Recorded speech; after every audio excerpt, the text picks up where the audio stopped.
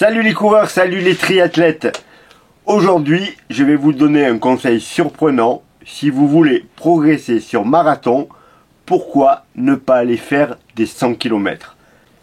Bon, j'en vois deux qui ont déjà fait un petit malaise. 100 km pour progresser sur marathon, je vous explique pourquoi.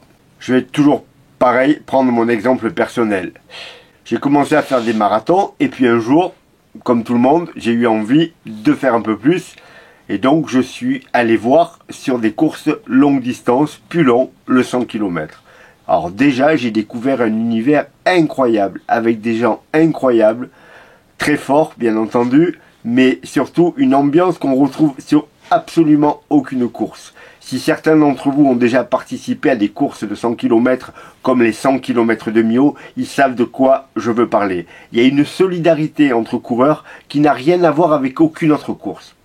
Ensuite, le 100 km, c'est quelque chose qui peut être très convivial, car, je ne sais pas si vous le savez, mais vous avez le droit de vous faire accompagner par un cycliste, qui vous sert d'assistance en permanente. Donc vous pouvez partager cela avec quelqu'un. En plus, aujourd'hui, avec les vélos électriques, on n'a pas le problème qu'on pouvait avoir avant, où on se retrouvait avec des mecs qui entraînaient leur nana, ou l'inverse, sur des courses comme Millau, où il y a 2000 mètres de dénivelé, et où le pauvre cycliste était en galère du début jusqu'à la fin, parce que rouler à 10 km/h pendant des heures, voire moins, c'est vraiment très difficile. Pourquoi je vous dis que passer sur 100 km m'a fait énormément progresser sur marathon? Ça m'a fait énormément progresser mentalement. Jusque-là, quand je partais faire un marathon, je trouvais ça long. Quand j'arrivais au semi, je me disais, oh là là, encore 21 km, comment je vais faire pour tenir, etc. Et puis un jour, j'ai fait un 100 km. Et là, c'est vraiment très très long. Et quand vous commencez à être fatigué sur 100 km, des fois, il reste 40 km, 50 km, voire plus. Quand vous repassez sur marathon, ça vous paraît très court. Et à partir du moment où ça vous paraît court, la course, c'est absolument plus la même. Moi, à partir du jour où j'ai fait un 100 km, quand j'arrive au semi sur un marathon, je considère que la course, elle est terminée. Oui, vous entendez bien, au semi, si j'ai tenu mes allures, je me dis, c'est bon, maintenant, il n'y a plus qu'à rentrer. Alors, bien sûr, ça devient difficile sur la fin aussi, mais en aucun cas parce que la distance me fait peur. Au fond de moi, je sais que c'est pas grand chose. J'ai fait quelques 100 km, j'en ai pas fait beaucoup, peut-être 6 ou 7, pas plus que ça. Mais à chaque fois, j'ai trouvé ça extrêmement difficile. Mentalement, il faut vraiment s'accrocher. Vous avez des passages euphoriques, des passages plus faciles, mais en tout cas, c'est quelque chose qui mentalement vous demande un effort constant. J'ai fait de l'Ironman aussi, et les temps de course pour moi étaient à peu près pareils. Sur Ironman, je faisais moins de 10 heures. Sur 100 km, j'ai fait moins de 9 heures, mais l'effort, il n'est pas du tout le même. Autant sur Ironman, ça passe très vite. Autant sur 100 km à pied, ça passe pas vite. Et quand vous avez des défaillances, ça devient très très compliqué. Je me rappelle de mon dernier 100 km, c'était les championnats de France d'ailleurs. J'étais vraiment super bien. J'avais une assistance vélo de quelqu'un que je connaissais pas. À ce jour-là, j'avais personne que je connaissais pour m'accompagner. J'avais passé un petit message sur les forums de course à pied. Et j'avais une jeune fille qui s'était proposée de m'accompagner. Elle avait fait ça nickel pendant 75 bornes. Sauf qu'au 75e kilomètre, c'était des boucles de 25. Elle m'a dit, écoute, je m'arrête 2 minutes, il faut que j'aille aux toilettes, un truc classique.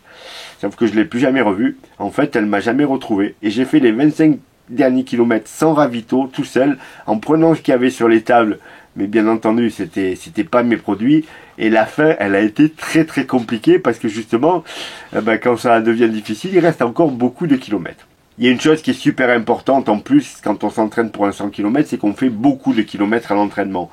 Mais la plupart de ces kilomètres, on les fait en endurance fondamentale. Puisque le 100 km se court souvent en endurance fondamentale. Moi, je courais à peu près à 12 km/h, ce qui correspondait à mon endurance fondamentale de l'époque et qui correspond toujours à celle de maintenant, entre 12 et 13. Si demain je dois refaire un 100 km, je sais que je n'ai qu'à accumuler les footings. Alors, bien sûr, on fait un petit peu de séance à côté pour pas perdre trop de vitesse, mais en aucun cas, on a besoin d'aller plus vite que ça pour vraiment préparer un 100 km.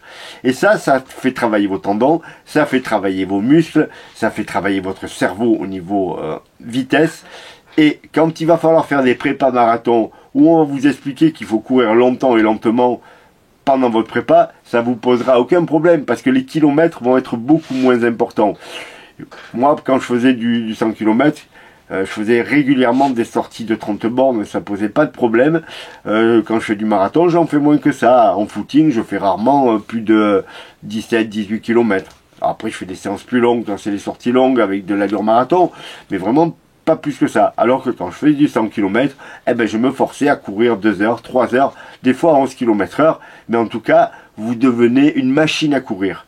Et quand vous êtes une machine à courir et quand vous revenez sur marathon, ben vous restez une machine à courir. Bon, vous rajoutez les allures, vous rajoutez plein de choses comme ça, mais je vous promets que ça vous paraît beaucoup, beaucoup moins long. Mais un petit peu, vous avez peut-être connu ça. Vous faisiez du 10 km. Au début, c'était dur, puis après, c'est devenu classique. Puis un jour, vous êtes monté sur semi. Et ça vous a paru plus long. Sauf que quand vous êtes redescendu sur 10 bornes, eh ben vous vous dites, mais c'est pas si long que ça, 10 bornes.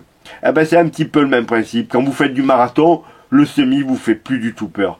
Quand vous faites du 100 km, le marathon vous fait plus peur du tout, du tout, du tout. C'est pas pour ça que vous êtes meilleur, mais vous n'avez plus peur. Donc vous n'avez plus peur de la distance, vous n'avez plus peur de tenir les allures sur la distance, parce que vous savez que vous êtes capable d'aller au-delà. Et donc c'est très très bon. Cumulé, comme je vous le disais, avec cette capacité à courir très longtemps à une allure réduite qui vous manque souvent à tous parce que vous avez du mal à courir aux bonnes allures en endurance fondamentale. Moi, je coach pas mal d'athlètes et la première chose que je fais, c'est que je leur fais ralentir leur vitesse en endurance fondamentale. En gros, vous avez 3 allures d'endurance fondamentale. Vous avez la très basse qui est de la récupération, vous avez une allure moyenne, et puis vous avez une allure fondamentale un peu haute qui correspond au jour où vous n'avez pas fait de grosses séances avant ou vous n'avez pas fait de grosses séances derrière, donc vous pouvez courir un peu plus vite. Me concernant, ça varie entre 11 et 13 km/h. Mais quand vous êtes sur de l'endurance fondamentale comme ça, vous progressez vraiment. Donc le fait de faire du 100 bornes vous oblige à partir à cette allure-là. Ensuite, pendant la course du 100 km, vous êtes obligé de bien vous alimenter. Sinon, il n'y a pas de course, hein, vous tombez en panne complète. Et là, ça paraît évident pour tout le monde. Alors que sur marathon, j'ai encore des coureurs, moi, qui me disent, ah, tu sais, ça, les 50 grammes de glucides, ça me fait beaucoup. Alors que je leur dis 50 grammes, c'est le minimum. Hein. Je préférais que tu prennes 80, voire même un peu plus. Sur 100 km, il n'y a jamais eu de problème d'alimentation. Tout le monde mange. Vu que vous avez le cycliste qui vous accompagne, même si c'est pas obligatoire, c'est recommandé, vous avez de quoi vous changer, mais vous avez toute votre alimentation. Donc vous pouvez emporter vraiment de quoi manger.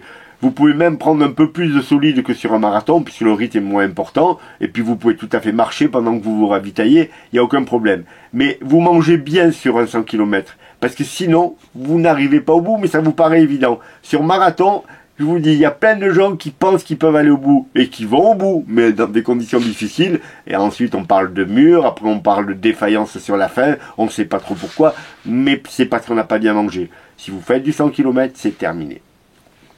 Après, vous pouvez avoir envie de faire du 100 km tout court. Et dans ce cas-là, je vous conseille d'y aller, parce que c'est vraiment, comme je vous disais au début de cette vidéo, une course extraordinaire. Les gens sont super sympas. À l'arrivée des derniers, vous avez toujours les premiers qui sont encore là. Il faut savoir que sur un 100 km comme Millau, qui est la référence en France, hein, vraiment l'épreuve mythique, je vais peut-être dire une bêtise, je ne sais plus si c'est 20 heures ou 24 heures pour terminer. Donc vous avez des gens qui font ça en marchant, mais vous avez toujours des gens pour les accueillir à l'arrivée, dans une ambiance super sympa. Sur la route, tout le monde s'encourage. Vraiment, c'est vraiment quelque chose de super agréable. Il y a une vraie solidarité des coureurs de 100 km. Personne s'enflamme. Tout le monde sait que c'est difficile, donc il y a ce respect pour les autres coureurs. Alors je fais pas de trail moi, mais c'est peut-être la même chose sur les ultra trails, sauf que c'est devenu mode. Évidemment, un 100 km c'est pas mode, hein. Les tenues elles sont pas flashy, les mecs sont pas flashy, on est vraiment dans la course à pied à l'ancienne, mais c'est vraiment une épreuve qui est extraordinaire. Vraiment, si vous avez l'occasion de faire ça un jour, je vous le conseille. Et comme je vous le dis, ça vous fera énormément progresser sur marathon, ça c'est sûr. Plus jamais vous ne verrez la distance du marathon de la même façon. Vous trouverez ça beaucoup plus facile. Et vous aurez déjà gagné une grande partie. Parce que souvent, en course sur marathon, on dit, oh là là, il me reste encore autant de kilomètres. Et je vous garantis que ça ne m'arrive jamais. Moi, il me reste plus que... Voilà, je suis au semi, il me reste plus que 21 km, c'est rien. Je me rappelle sur mon premier 100 km, j'avais une petite blessure à la cuisse qui m'a gêné à partir du 30e kilomètre. Ouais, vous avez bien entendu, 30e kilomètre. J'ai passé 70 km avec cette douleur à la cuisse. Je lui parlais à la fin tellement j'avais mal. Mais il était hors de question que j'aille pas au bout. Et 70 km avec une douleur, avec une gêne, je vous garantis que ça vous fait un caractère de folie. Hein. Donc sur marathon, quand vous commencez à être pas bien, il reste souvent 10 bornes. Franchement, mais c'est rien. Vous dites il reste que 10 bornes. Mais il me reste plus que 10 bornes. Je vais au bout sans problème. Voilà, c'était un conseil un peu spécial. Pas beaucoup de vous feront ça, mais réfléchissez quand même. Déjà parce que le 100 km, c'est une course extraordinaire. Ça c'est sûr. Mais pensez progression sur marathon. Alors après, bien entendu, il faudra remettre du rythme. Hein, mais en aucun cas, vous aurez régressé sur des courses comme le marathon. Si vous voulez refaire du 10, ben vous referez du 10. Il faudra refaire une prépa sur 10.